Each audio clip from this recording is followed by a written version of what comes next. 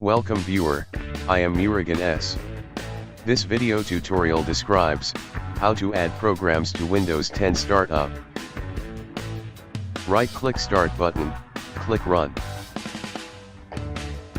Type shell semicolon common space startup.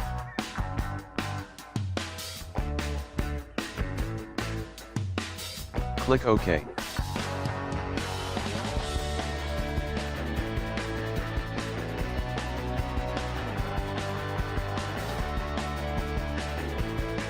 Simply track the application or program shortcut to explored folder.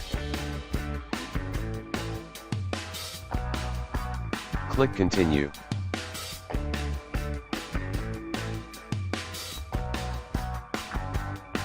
Close the folder and exit. Restart the system and check your application is automatically opening at startup.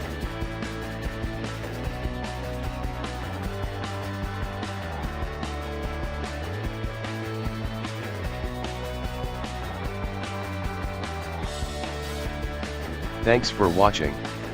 I hope this video tutorial helps to solve the problem. Please like, share and don't forget to subscribe my channel. See you next video.